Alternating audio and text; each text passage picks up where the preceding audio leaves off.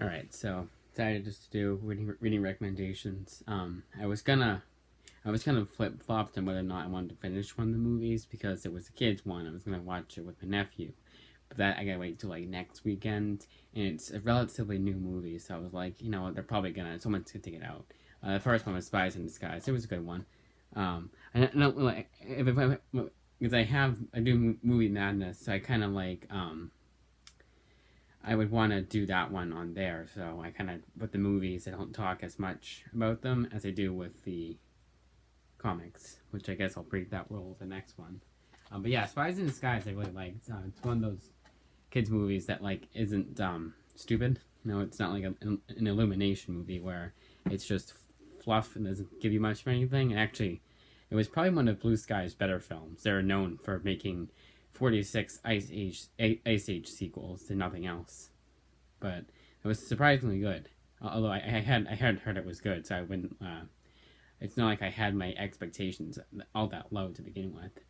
So I wonder how much more I would have liked it if I had my expectations like pretty low. It was definitely a good one. I definitely recommend it for families. Next one I do not recommend for families. It's an R-rated one. It's a super R-rated one. Like it's a horror movie too. And it's Jennifer's Body. And this has got like a cult following. And I thought it was okay. You know, it wasn't spectacular. I think it's. I think you need to go into it knowing that it's not the biggest. Like, oh my gosh, why? Like, oh my god. I don't know why I say gosh. Oh my god, I just got some kids mode from watching the movie. Like, oh my god, it's the best movie ever, and cult following in it. It says a lot about today's society. It does, but it's kind of like it's also kind of. I actually watched a review on it, and he made a good point where there's a lot going on, and you don't know what exactly they're trying to say at certain points, because certain things do contradict each other. But the reason why I didn't like the movie as much as other people did was I felt like it could have flowed a little bit better. There was a lot of like kind of slow ass scenes, I guess, slow-ish scenes. I thought it was okay. Glad I rented it from the library, though. I'm so glad I saw it. And I still do recommend it because it seems to be one that a lot of other people like. But I more agree with the review I saw today, which is kind of funny because I wholeheartedly agreed with them. The next one is The End, Fantastic Four. Oh, and I did watch the unrated version of Jennifer's Body, so I don't know if that adds anything. I've heard the unrated version's a lot better than the theatrical cut. The End, Fantastic Four. You know, it's kind of ironic that every other thing so far, I mean, it's only been 3, so I guess it doesn't like count, but it has been okay. No, wait, not every other. That's right. No, scratch that. Never mind.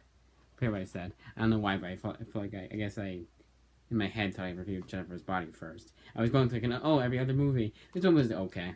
I didn't really enjoy it. So that definitely the weaker of the 2 Fantastic Four books I got this week from the library. This is one that I would definitely. I said to myself right after it, and it was kind of really funny way because I was like, I guess you'd say it made sense. But this is a book you would expect to see at your bargain bin in your local comic book store, and it's there, and it's at a discounted price for a reason, because this is pretty forgettable. It's not that great. The only thing I'll remember from the story is that they spoilers, by the way, is that they do kill off the kids.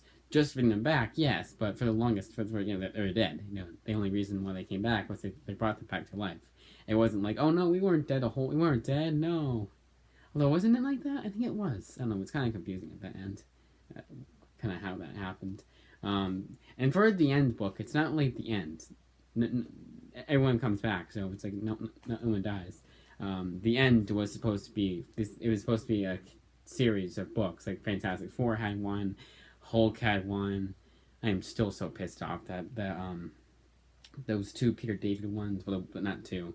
But the second one's out of print, so I'm gonna have the first one and never be able to read past that one. I may just sell that one, especially because it's worth a lot of money now.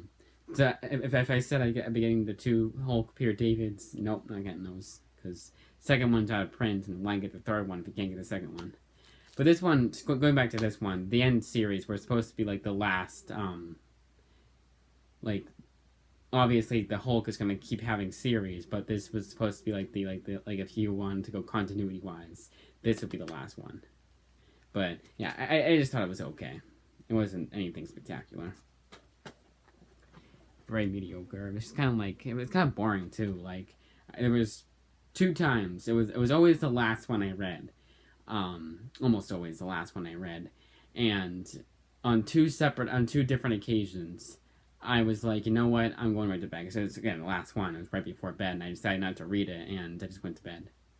2 separate occasions, I decided to hell with it, and it wasn't like one of those things where it's like, man, I really should have read that, because it probably would have taken me half an hour to read, and I was already tired, so I probably would have passed out before I even finished it.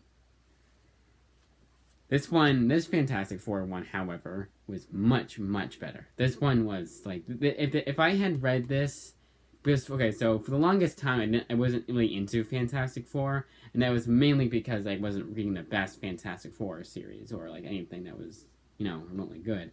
But then I started reading good Fantastic Four ones. Jonathan Hickman's run is a reason for why I'm into Fantastic Four now, and a bit of John Byrne's run. But this would also have been a key contender in me getting back on Fantastic Four. It's really hard for me to say 5 times fast for whatever reason. I have to think of it. I have to how you used to do in first grade, like for like a big syllable word, you go, transcontinental. That's what I had to do in my head to make out Fantastic Four for whatever reason. But this one was much better. This one is actually a pretty underrated book. Not a lot of people talk about it. It's not reviewed very highly on Goodreads, which I'm pretty much ignoring. Oh yeah, I'm getting 2 books tomorrow. Hopefully early, but I don't know. Might not be early. So yeah, this one I really liked. It was definitely one of those one. The best part about this one is that it flowed late nights. So there's no slow parts. There's no parts where I was like, I just want this book to end. It was definitely well worth me checking out. And I already solicited volume 2. It was weird because I had to it didn't show right up. I had to, usually I'll just do like Fantastic Four and Marvel Knights, and both volume 1 and 2 will show. I had to name it Fantastic Four. I forget what it was called. Let's just say Fantastic Four Marvel Knights Volume 2, All in the Family, or something like that. I had to write all that out. Next one was Annihilation, and I am probably going to make a lot of enemies when I say this. It's just a huge-ass hot take, but I didn't like this. And that's a big shame, because not only because this is considered to be like the best Marvel cosmic event, but also because I preemptively bought those 2 Guardians of the Galaxy books. I don't know what it was, because I really enjoyed the first Annihilation. This is book 3. The first Annihilation book. The second one got a little bit less so, but it was only because it was a Super Skrull one. But even that one I liked. But this one I was just I don't know. Maybe I was kind of sick of it. I don't know, but I will not be seeking out Annihilation Conquest because of that reason. Again, I don't know what it was. I think it was just there was a lot of talking about stuff, and I think this is the biggest reason. There's a lot of talking about stuff that I just don't care about. Like, it wasn't, like, interesting or anything. It was just kind of, like, a lot of dialogue about, like, things I didn't understand. Like, talking about, like, this big... What was the word they kept using? I don't know, but the House Fiero, I kept saying, I guess. That wasn't a thing I'm thinking of, but just talking about, like, bringing up stuff I had no idea about, and it was kind of like, I feel like it was almost like I had read book 3 as book 1, but I didn't. I read book 1, then book 2, then book 3, like you're supposed to. I don't know, I just thought it was okay. Next one is The Boys. This is one of the very few times where the TV series based off it is much better than the comic. Was much better than the comic itself. And the biggest reason for this is what it takes to TV show about 1 to maybe 2 episodes at the most to set up. It takes this book 14 issues, 1 entire book to get through what they were trying to say, or not to get through what they're trying to say, but like to get to the point where we're at now. And because of that, I can't really recommend this one. I mean, if you don't mind how slow certain things are, then fine. But it was just a lot of just, like, setup. Too much setup. 14 issues of setup. And they didn't need to do that. It was almost like they were setting. It was almost like they were just doing unnecessary shit. It was just like, I don't know. The best way to describe it is, again, what took 2 hours to do 2 episodes, an hour each. I'm gonna round it up. Took this 14 issues to set up. And I wouldn't even say 2 hours worth of TV show, because I had to think back to it. I haven't finished season 1 yet, but I've watched, I'd say, at least 4 episodes. And where I was at right now, in fact, I remember where I left off. It was like, oh my god, like, there's a lot of stuff happening now. And I'm gonna spoil it. They kill off one of the soups. They kind of do that now. I don't think they did. I know Huey ripped off one of the guy's hands, but it's just like, where the first so there was about 2.5 little volumes. So like 2 of these into these, actually exactly 2. This is 7 issues. 2 of these into 1 of these, and where the first little volume ends, where the first half of this book ends, it seems like it's gonna go somewhere, because it ends on a huge ass, like, oh my god, whoa, how are they gonna get out of this one? And then they kind of just, they don't forget about it, but they just kind of like gloss over it in a sense. And it's kind of like, they don't gloss over it, obviously, they won't bring it up.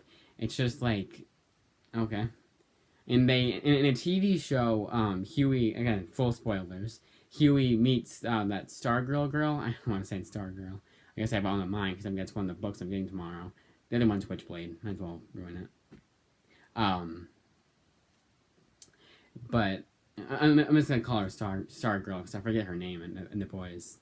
And Huey starts a relationship with her in the show. And in the show, it's right off the bat, like, Butcher finds out, and he's like, oh, you should go after this girl, get some information out of her.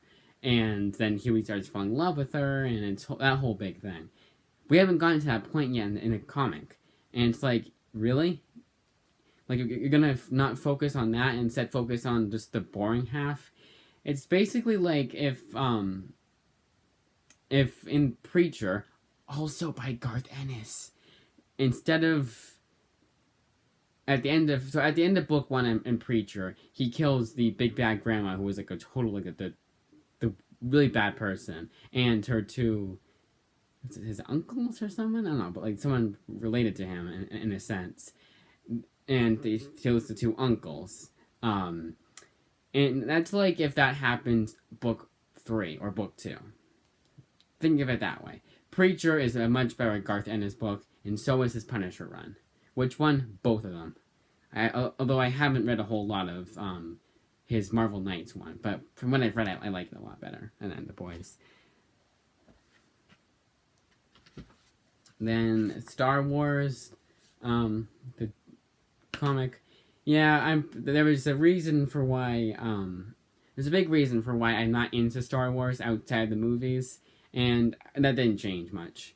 I guess I'm glad I read it. Obviously, glad I didn't spend $20 on it. Yeah, $20 for 6 issues, and that was a pretty old Marvel book too, like 5 years ago, 6 years ago, if you want to be technical about it. But this, I mean, if you like Star Wars, you probably have already read this series, actually. But I like Star Wars. Just I think I'm a watcher of the movies, and not much else. I'm not gonna read the novels. I'm not gonna. Well, I do buy some of the games, obviously, but the games and the movies are just as far as I'm gonna go for Star Wars. Probably not gonna read any more of the comics. And I think a big reason for that is I'm not really huge into Star Wars to begin with. Like with Simpsons comics, I was huge into Simpsons, and that makes sense why I got the comics. But for Star Wars, I'm just an average fan. Even though, again, I was just as pissed with the sequel trilogy as the next guy was. Birds of Prey of Like Minds. Definitely Gail Simone's weaker outing. It's had to have been when she first started out, or one of her first books, if not her first book. And I just realized I got Stargirl as one of Jeff John's first books, and I hope I don't feel the same way about that one. And I also hope that wasn't on Interloans. Probably was. But this was kind of a weak book. Her Batgirl is a lot better because it was way later in her career. This one was just okay. Not a lot to say about that one. Jessica Jones Volume 3 of 3 in the 2015 series. This was a standout. This was, while it didn't end like with as much of a conclusion, like it wasn't like as satisfying, I guess, as a conclusion as I thought it would. I also didn't think it would end. Jesus, this was a huge stutter. I have a theory that this it got preemptively canceled, and they didn't, and it was kind of a Marvel decision. It was like, yeah, your series is canceled. You better have a good conclusion in store for your fans that you are waiting for. But other than that, I really enjoyed this run. This was just as good as, well, I mean, almost as good as Alias, but only because Alias was so damn good. I would say read Alias, then Pulse, then this. That's the order I went in. I was not too terribly confused. There was a couple things that happened, and actually in this run, first volume of this run, that I was a little confused with. But and I hope it actually, it's probably because she was an Avenger for a while, and in fact, there's a collection that just collects all her appearances in the Avengers, which is kind of weird because it's very spotty. It's like they'll collect issue 1, and they'll jump to issue 5. So that's I'm not gonna get it. Paper Girls 5 of 6. I was not even halfway through this when I solicited volume 6. This is such a damn good series. It's so damn captivating. Like this and Jessica Jones were probably the biggest two of all of them, and Fantastic Four and Marvel Knights, where I was like, yes, this is the next one I gotta read. So I gotta go in order. I'll read like I'll do like this. I'll do like this. Okay. Read Annihilation first, then Fantastic Four, then The Boys. Like, I'll stack it, and I'll read it like that. And when I came across that one, and Jessica Jones, it's like, yeah, I'm gonna read this one next. I can't wait over it. And I want to say it like that, but just as good as the other four volumes of Paper Girls, and I highly recommend. I'll be going through them again, and I'll be doing a better conclusion, I guess you could say, with this one for the books. I don't know why, but I'm not like half me's in some other place and the other half is on this. Hellblazer Volume 3, definitely the weakest of all the Hellblazers I've read so far. Had this been Volume 1, I would still not be into Hellblazer because it's Jamie Delano's run. I feel like it doesn't get good until you get to Garth Ennis's run. But I want to go in order because that's just what I want to do. So I had to sit through I have to sit through and put up with Jamie Delano's run.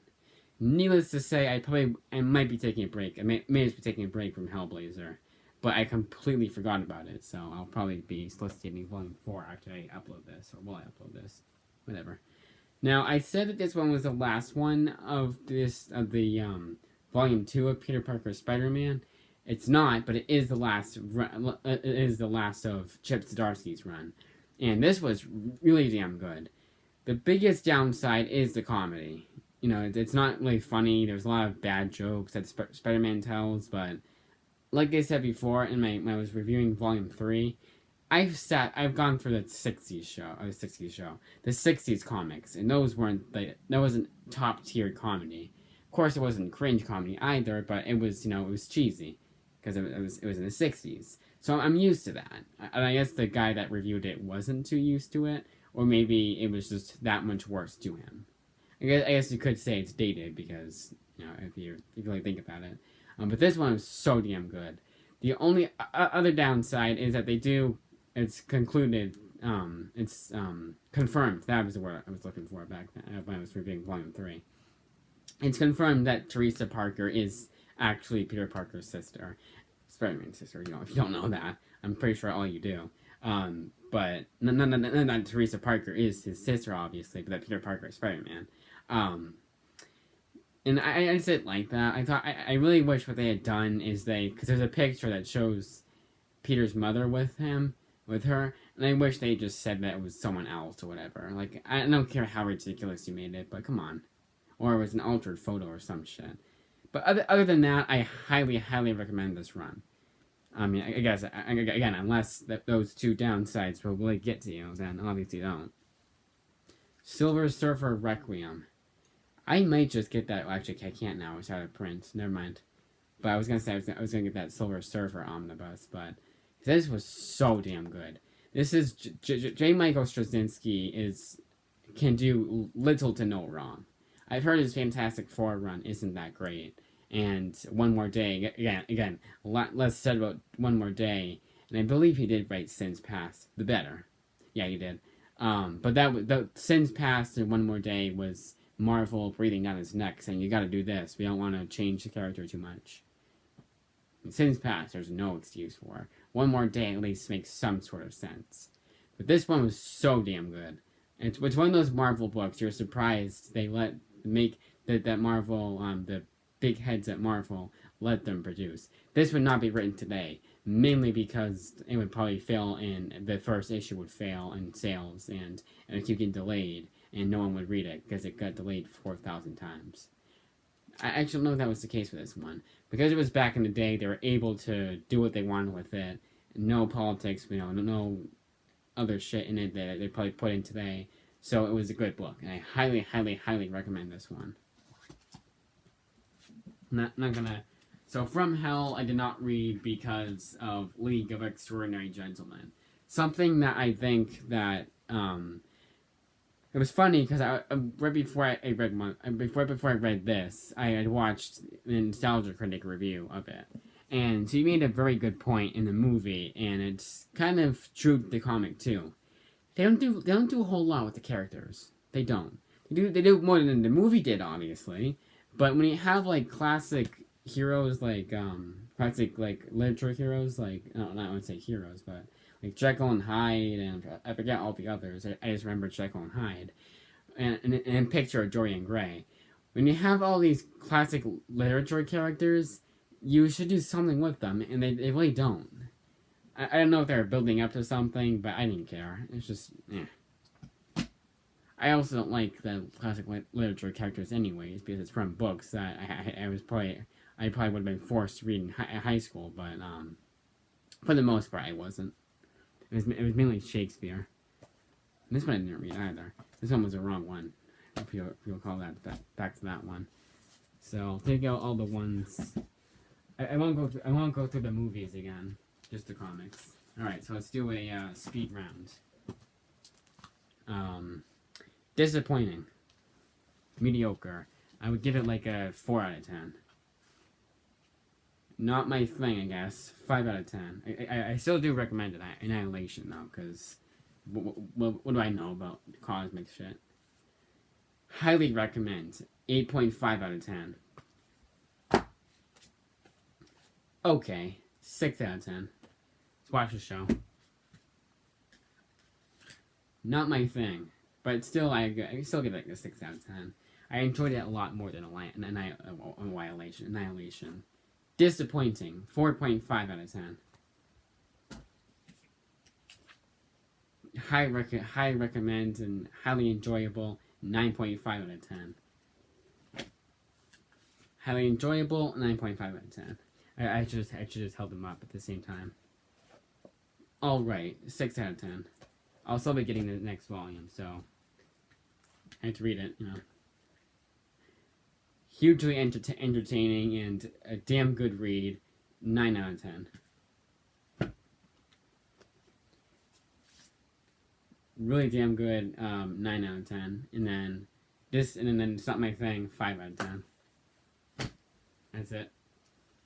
So tomorrow we'll be unboxing the Witchblade and the Stargirl book. I know you're probably thinking the same thing. Like really, Stargirl? That was what you bought? And it's by Jeff Johns, and the characters sounded interesting to me. The setup sounded interesting to me. Trust me, but when I read you the premise, you'll realize why I got it, and it's mainly because it sounded interesting.